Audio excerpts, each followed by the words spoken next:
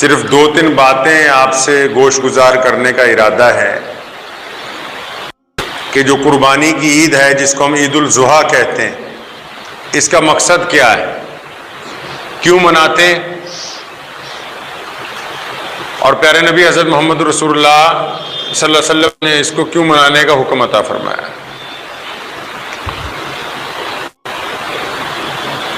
اسلام میں عیدیں 2 ہی ہیں، ایک عید الفطر ہے، ایک عید الاضحیٰ ہے۔ بالکل عام فہم باتوں میں آپ کو میں سمجھانے کی کوشش کرتا ہوں کہ عید الاضحیٰ کے معنی کیا ہیں، یہ عید ہم سے کیا چاہتی، اور اللہ کے پیارے نبی حضرت محمد رسول اللہ صلی اللہ علیہ وسلم چاہتے کیا ہیں اس عید کے ذریعے امت سے۔ اور صحیح بخاری کے اندر نبی علیہ الصلوۃ والسلام کا فرمان بھی ہے، حدیث کا مفہوم ہے کہ تم جو جانور ذبح کرتے ہو ان کا خون اور گوشت اللہ تک نہیں پہنچتا، بلکہ آپ کی نیتیں جو ہیں وہ اللہ تبارک و تعالیٰ تک پہنچتی ہیں۔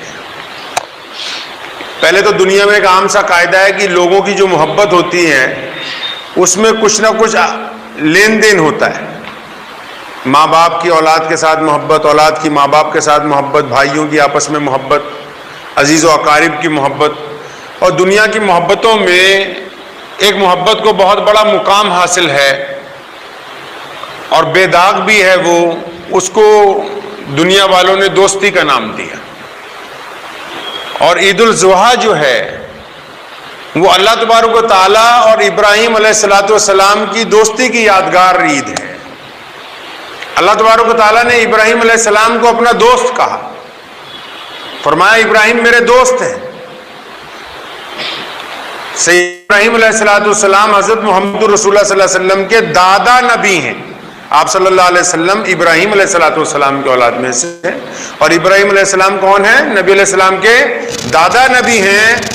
اور ایک وقت تھا کہ اتنے دولت مند تھے کہ ایک دن کہیں سے گزر رہے تھے تو ایک آواز آئی، ایک بندہ بڑی ہی سریلی آواز میں اللہ تبارک و تعالیٰ کی حمد بیان کر رہا ہے، سبحان اللہ و بحمدہ۔ کوئی بہت ہی خوبصورت آواز میں اللہ تعالیٰ کی حمد پڑھ رہا ہے، جس طرح آج کل لوگ نعتیں پڑھتے ہیں، قرآن شریف پڑھتے ہیں، تو ایک بندہ بڑے خوبصورت الفاظ میں اللہ کی حمد کر رہا ہے۔ ابراہیم علیہ السلام نے سنا تو اس کو ڈھونڈا تو مل گیا وہ۔ فرمایا یہ جو تو ابھی پڑھ رہا تھا کیا دوبارہ پڑھ کے نہیں سنا سکتا؟ تو میرے رب کا نام لے رہا تھا۔ تو کہنے لگا ابراہیم میں نام تو لے دوں لیکن فری میں نہیں لے کے دیتا۔ فرمایا چاہتے کیا ہو؟ کہنے لگا یہ جو تمہارے پاس ہزاروں ریوڑ ہے اونٹوں کا، یہ مجھے دے دو تو سنا دوں۔ اب ابراہیم علیہ السلام نے کہا ٹھیک ہے یہ لے لو۔ اس نے لے لیا اور پھر اللہ تبارک و تعالیٰ کی حمد گانے لگا۔ ابراہیم علیہ السلام کو اتنی پسند آئی، وجد طاری ہو گیا، اس نے بند کر دی۔ ابراہیم علیہ السلام نے پھر پوچھا بھائی کیا بات ہو گئی؟ کہنے لگا جی پیسے جتنے آپ نے دیے تھے اتنا سنا دیا ہے، اب بات ختم۔ تو ابراہیم علیہ السلام نے کہا کیا چاہتے ہو؟ کہنے لگا یہ جو تمہارے پاس دوسرا ریوڑ ہے بھیڑوں کا بکریوں کا یہ بھی دے دو تو پھر سنا دوں۔ چنانچہ کرتے کرتے ساری دولت، پوری دولت، آج کے حساب سے کھربوں روپے کی دولت اس حمد سنانے والوں کو ابراہیم علیہ السلام نے جب دے دی، اور وہ حمد سنا رہا ہے، ان کی آنکھوں میں آنسو ہیں کہ دیکھو میرے رب کا نام کتنی محبت سے لے رہا ہے، میرے اللہ کا نام لے رہا ہے۔ جو پھر رک گیا، فرمایا ایک بار اور سنا دے۔ ابراہیم علیہ السلام نے کیا فرمایا؟ ایک بار اور سنا دے۔ وہ کہنے لگا دیکھو جی پیسے لگیں گے، اب تمہارے تو پلے کچھ نہیں، تم تو سب کچھ بیچ باچ کے غریب ہو گئے ہو۔ کیا فرمایا ابراہیم علیہ السلام نے؟ قربان جاؤں اللہ سے محبت دیکھیے ابراہیم علیہ السلام کی۔ فرمایا یہ جو تو نے اتنے ہزاروں جانور، ریوڑ، بکریاں، کھیت کھلیان لیے ہیں، ان کی دیکھ بھال کے لیے کوئی نوکر بھی تو چاہیے ہوگا نا، تو مجھے اپنا نوکر بنا لے، مجھے اللہ کی حمد سناتا رہا، میں ساری زندگی تیری نوکری کرتا رہوں گا۔ آپ کیا سمجھتے ہیں کہ عید قربان جو ہے وہ اسی طرح پوری دنیا میں لوگ منا رہے ہیں؟ اللہ تبارک و تعالیٰ نے کائنات میں جس ہستی کو اپنا دوست کہا، اس کی یاد میں محبوب کائنات حضرت محمد رسول اللہ صلی اللہ علیہ وسلم نے یہ عید جو ہے امت کو عطا فرمائی ہے۔ دوستی کے رشتے کی یادگار ہے یہ۔ اور پھر ابراہیم علیہ السلام کی دوستی سے بڑھ کر دنیا میں اگر کسی نے اللہ سے دوستی کر کے دکھا دی تو وہ ہمارے پیارے نبی حضرت محمد رسول اللہ صلی اللہ علیہ وسلم ہیں، جو اللہ کے محبوب بھی ہیں، اللہ کے دوست بھی ہیں۔ ابراہیم علیہ السلام کو اللہ تبارک و تعالیٰ نے حکم دیا، ابراہیم اپنا بیٹا جو ہے کیا اس کو نہیں تم ہمارے راستے میں ذبح کر سکتے؟ ابراہیم علیہ السلام تیار ہو گئے، فوراً اپنے بیٹے اسماعیل کو کہا، وہ بھی تیار ہوگا کہ جو باپ کا حکم ہے وہ کیا جائے گا اللہ کی محبت کے اندر۔ اب اللہ تبارک و تعالیٰ نے جب اپنے دوست کا امتحان لینا تھا، جب وہ اس میں بھی پاس ہو گئے، بیٹے کو لٹا لیا، ہاتھ پیر رسیوں سے باندھ دیے کہ یہ تڑپے اور میں رک نہ جاؤں، اور جب گردن پہ چھری پھیلانے لگے تو حضرت جبرائیل علیہ السلام کو اللہ تبارک و تعالیٰ نے بھیجا ہے۔ میں عام لوگوں کو یہ بتانا چاہتا ہوں، بکروں کی قربانی کرنا، جانوروں کی قربانی کرنا اصل مقصد نہیں تھا۔ آج سے کئی ہزار سال پہلے، آج سے 100 سال پہلے تک بھی لوگ، امیر آدمی اس کو سمجھتے تھے جس کے پاس زیادہ جانور ہو، زیادہ کھیت کھلیان ہو۔ اللہ تبارک و تعالیٰ کا حکم کہ اپنی محبوب چیز تم کون سی اللہ کے راستے کے اندر دے سکتے ہو؟ جب لوگوں نے حضرت ابراہیم علیہ السلام نے دمبے کے اوپر چھری پھیری، ابراہیم علیہ السلام نے جبرائیل علیہ السلام کے لائے ہوئے جانور پر، تو اس دور میں بھی لوگوں کو سب سے زیادہ مویشیوں سے محبت تھی۔ آج بھی گاؤں دیہات میں کسی کا جانور اگر انتقال کر جائے لوگ افسوس کرنے کے لیے جاتے ہیں، کیا سمجھے؟ اپنی محبت کا اظہار کیا گیا کہ دیکھیں ہم اپنی قیمتی چیز اللہ کے راستے میں دے سکتے ہیں۔ لیکن نبی علیہ السلام نے اس ٹرینڈ کو بہت آگے تک پہنچایا ہے۔ صرف جانور نہیں ذبح کیے، محمد رسول اللہ نے برائیوں کی قربانی دینے کا حکم فرمایا۔ محمد رسول اللہ نے گردن میں جو سریا پھنسا ہوا آکڑ کا، اس کی قربانی دینے کا حکم فرمایا۔ محمد رسول اللہ نے نفرتوں کی قربانی دینے کا حکم فرمایا۔ ایک بندہ جب تک دوسروں کے ساتھ عاجزی سے، محبت سے پیش نہیں آتا، اس کے ذبح کیے ہوئے جانور اللہ کی خوشنودی حاصل نہیں کر سکتے۔ تبھی تو محمد رسول اللہ نے فرمایا نا کہ اللہ کے قریب تو تمہاری نیتیں پہنچتی ہیں، جانوروں کا گوشت نہیں پہنچتا۔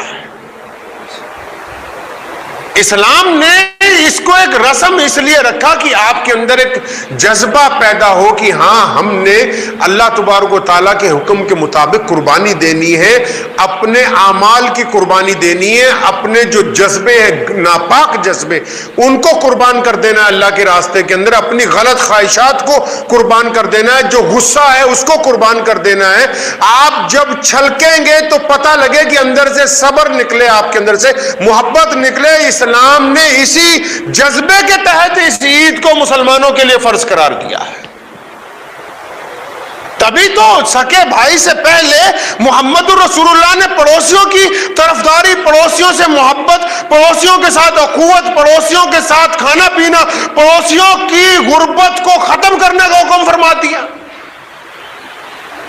اسلام نے جو نظام دیا ہے اپنی دونوں عیدوں کے ذریعے، اس میں بلا شبہ یہی قربانیاں کار فرما تھی کہ اگر آپ واقعی اللہ کے دوست ہیں تو کیا آپ اللہ کے بندوں سے محبت کر رہے ہیں؟ کیا آپ اللہ کے دوست ہیں تو کیا آپ اللہ کے بندوں کے دلوں کو جوڑ رہے ہیں؟ کیا آپ اللہ کے دوست بننا چاہتے ہیں تو اللہ کے بندوں کے ساتھ نفرت کا اظہار تو نہیں کرتے؟ آپ اللہ کے دوست تب ہی بن سکتے ہیں جب محمد رسول اللہ صلی اللہ علیہ وسلم کے حکم کے مطابق عمل کریں گے۔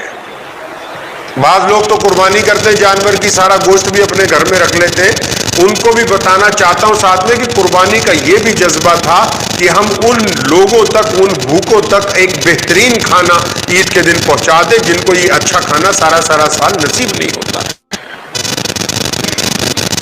تو قربانی کا مقصد صرف جانور ذبح کرنا نہیں، اپنی میں جو کرتے ہیں ہم 24 گھنٹے، چاہے وہ گھر پہ ہو، چاہے وہ معاشرے کے اندر ہو، چاہے وہ میدان میں ہو، چاہے وہ کاروبار کے اندر ہو، اگر وہ جذبہ نہیں آپ ختم کر رہے اور محبت کے جذبے کا اظہار نہیں کر رہے تو آپ یہ سمجھیے عید منائی یا نہ منائی وہ ایک ہی برابر ہے۔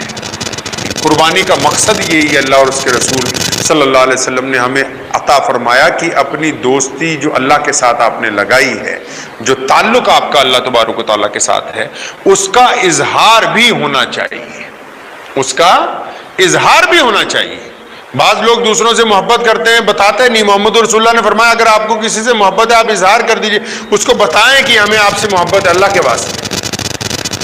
کوئی ناراضگی ہے اس کو اس طریقے کے ساتھ بتائیں کہ وہ ناراضگی دور ہو کے محبت کے اندر تبدیل ہو جائے. بغض اور کینے کی قربانی دینا عید الاضحیٰ کے دن، غریبوں اور مسکینوں کو اٹھا کے چھاتی سے لگانا وہ عید الاضحیٰ کا دن ہے. آپس کے اندر پرانی ناراضگیوں کو دور کرنا، اس کا مطلب عید الاضحیٰ ہے. دل کے اندر دوسرے بندے کی جو نفرت ہم نے پال رکھی، چاہے وہ مذہب کی بنیاد پر ہو، ذات کی بنیاد پر ہو، اس کو ختم کرنا، یہ عید الاضحیٰ ہے. آپ یقین مانیے پوری دنیا کے اندر اسلام پوری تیزی سے آج بڑھ رہا ہے اور دنیا کے بڑے بڑے حکمران پریشان ہیں.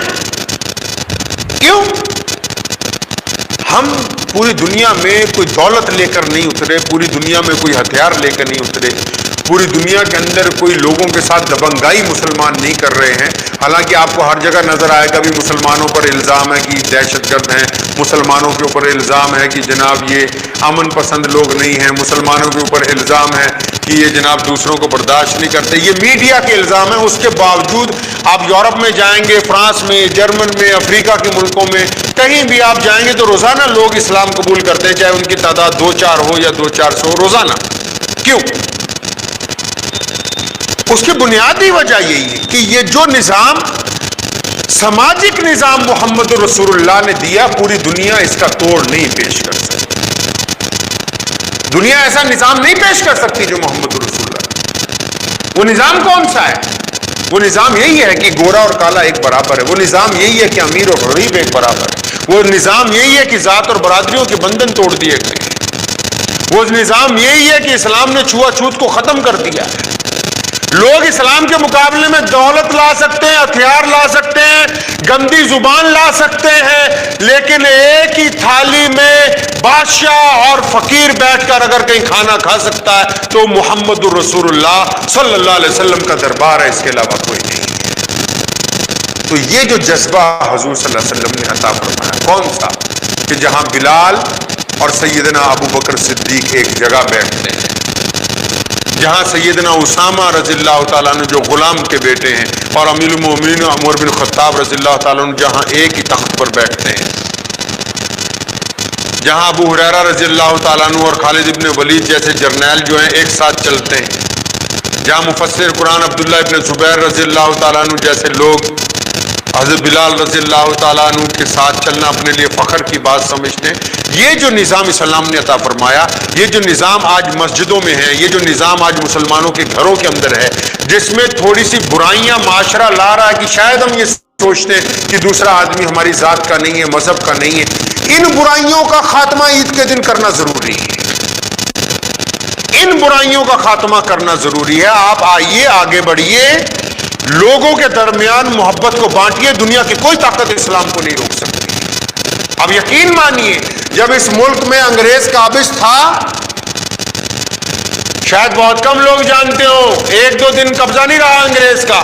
362 سال تک انگریز نے اس ملک پہ قبضہ جما کے رکھا ہے اور سب سے زیادہ مسلمانوں نے انگریز کے خلاف جنگ لڑی، قربانیاں دی. کیوں؟ ہمارے نبی محمد رسول اللہ صلی اللہ علیہ وسلم کا حکم تھا کہ تم اپنے وطن کے لیے جس جگہ رہتے ہو اس کے لیے اس جذبے کے ساتھ قربانی دو جو اسلام نے تم کو عطا فرمایا. چلتے چلتے آخری بات ہم وطن دوستوں کو بھی کہتا جاؤں کہ کچھ فرقہ پرست لوگ یہ سمجھتے ہیں کہ شاید آج آزاد ہندوستان میں وہ اپنی گنڈائی اور دبنگائی کر کے مسلمانوں کو ڈرا لیں گے یا اسلام پر کوئی آنچ آ جائے گی. میں ان کو بتانا چاہتا ہوں ہم اس نبی، پیارے نبی حضرت محمد رسول اللہ صلی اللہ علیہ وسلم کے ماننے والے ہیں جنہوں نے 350 سال تک انگریز جیسی سلطنت کے گھٹنے ٹکوا دیے. ہم دنیا کے کسی فرقہ پرست سے ڈرنے والے نہیں ہیں.